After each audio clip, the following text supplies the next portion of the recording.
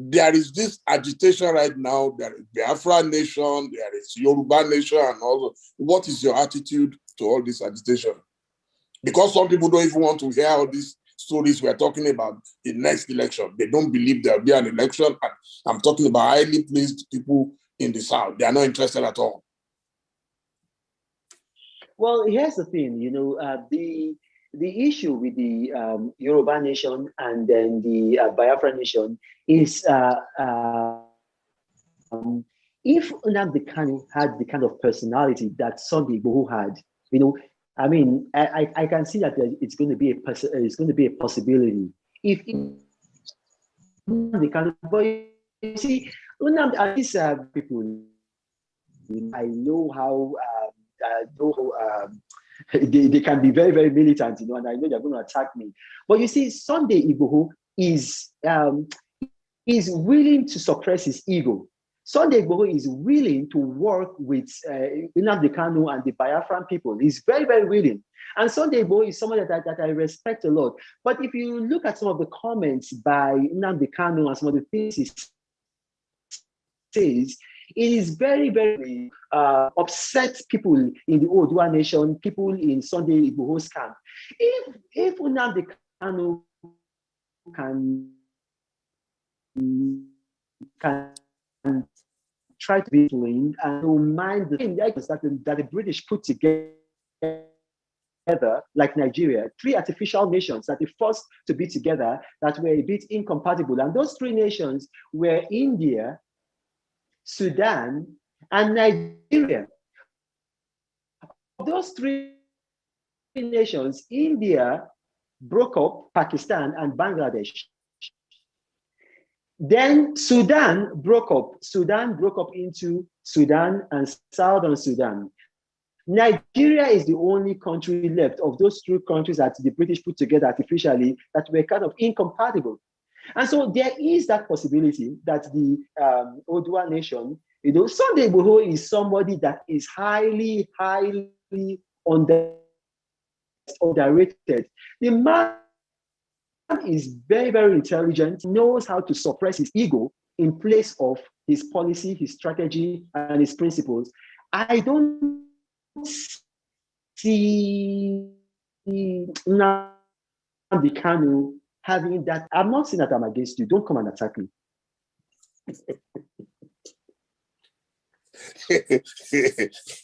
Reno, I've never known you to be afraid. No, the day, listen to this, the day that I counseled Nnadi Kanu, I said, look, mind the things that we say, that there are people that want to support you. There are people that have sympathy for you. But when you keep on saying all these things, that if you go to a church, a Yoruba church, if you go to Redeem, you are an idiot. When you begin to say all these kind of things, that it will alienate you from people who want to support you. That day, I got death threats. I got so many people sending me emails. I mean, I didn't like that, and I'm not afraid of death, No. But I would rather not go into that. No, I can tell you that Mazi Nnadi Kanu has really, really come a long way. If you have faced the kind of fire he has faced, you become fully radicalized. I've had occasion to interview him and we've interacted briefly, and I believe he has actually improved on his PR. His PR is solid. Trust me, his PR right now is solid. Yes, occasionally he can get angry, but you can't blame anybody getting angry over Nigeria. Nigeria is the mess. Anybody will get angry.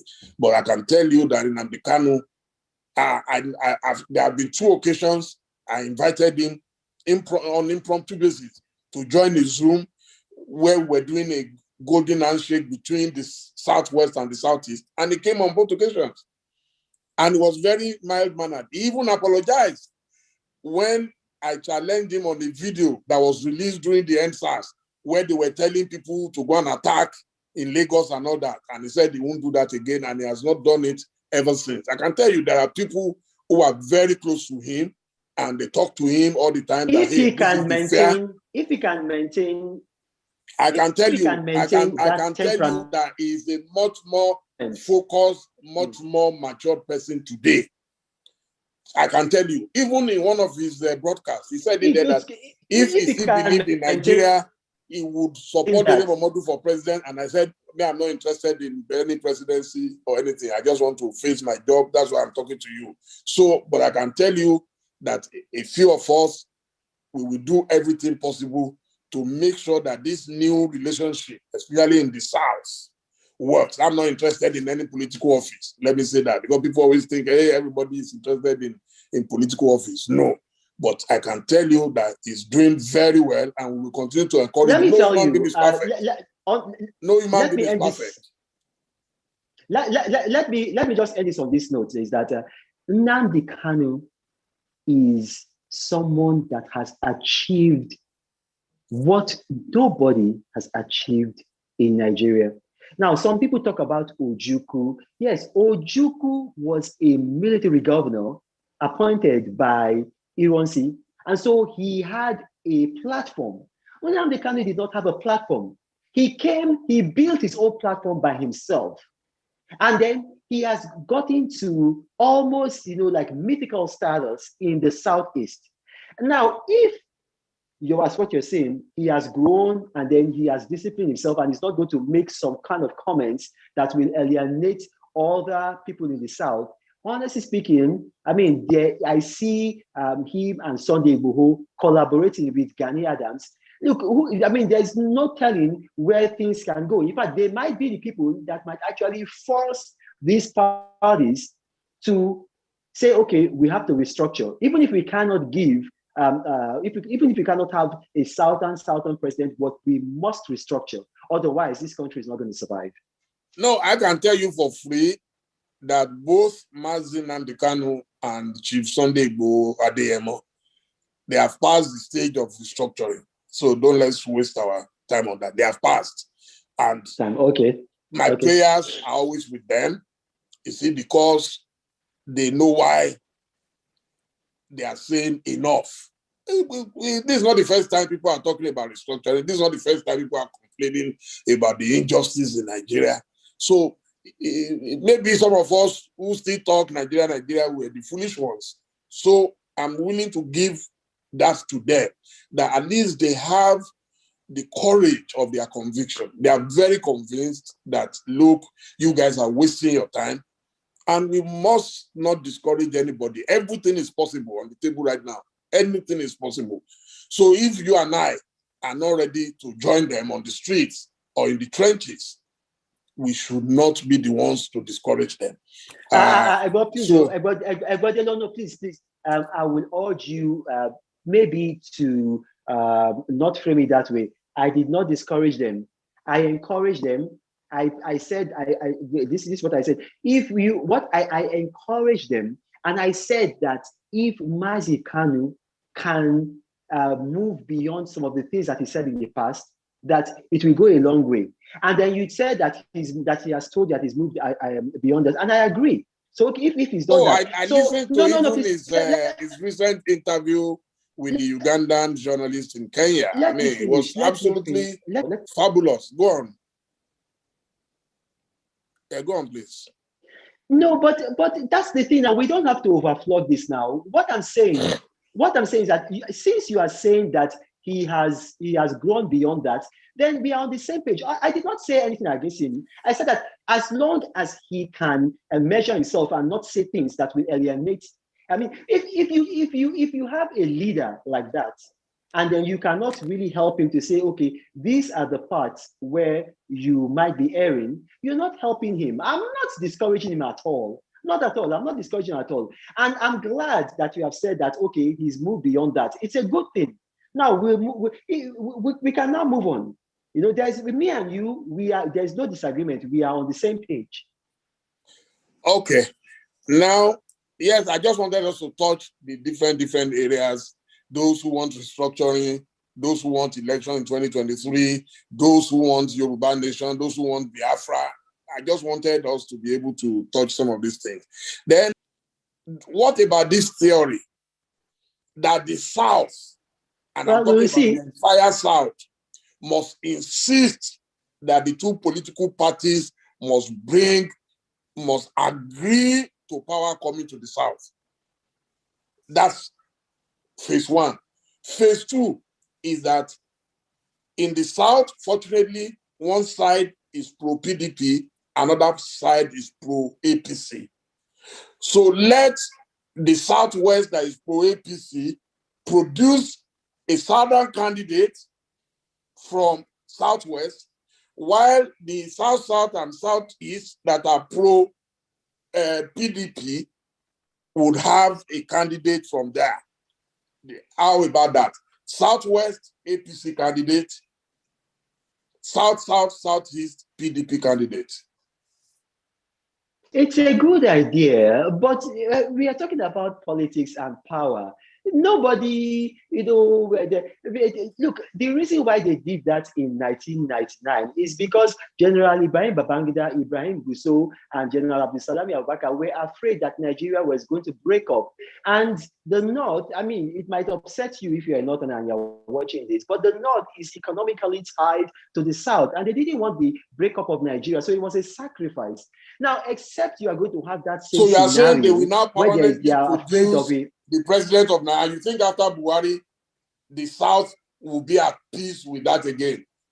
That they will just accept?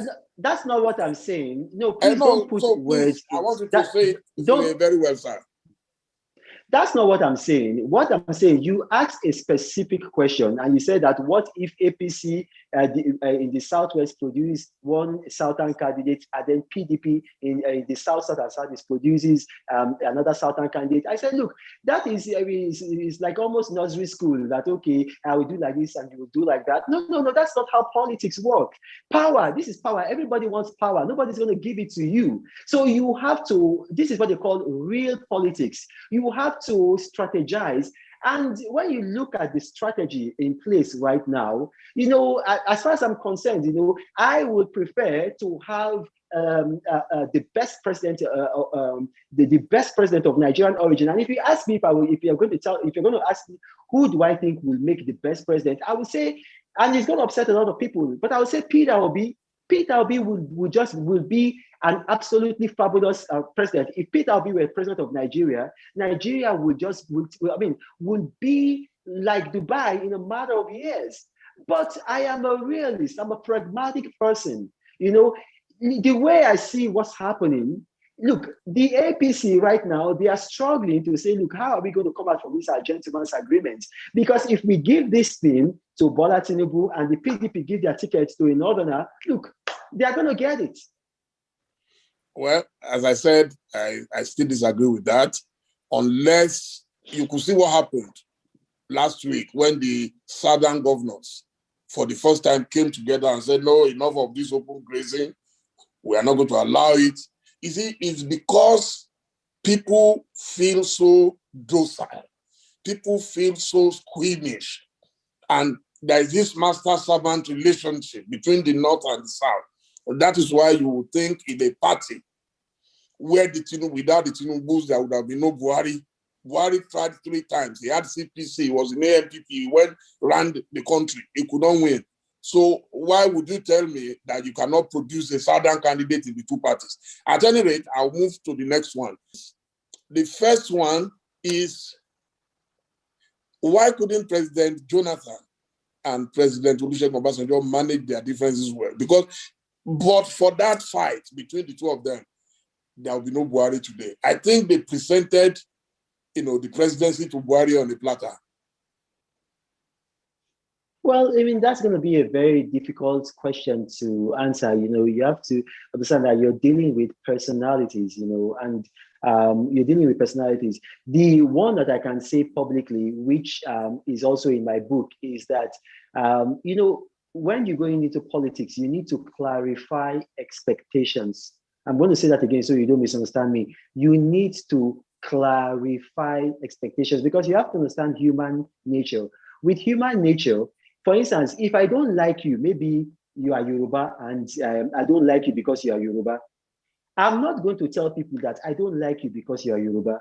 I will tell people that, oh, I don't like you. I will give logical reasons. I will hide the emotional reason why I don't like you, and I'll give logical reasons.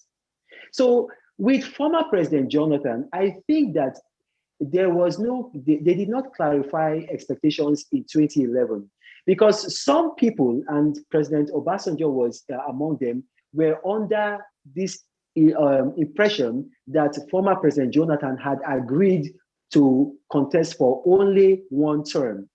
And he hadn't made such an agreement. He hadn't given such an understanding. He hadn't given, whether in writing or whether verbally. So there was that misunderstanding, maybe by some body language or by some just, I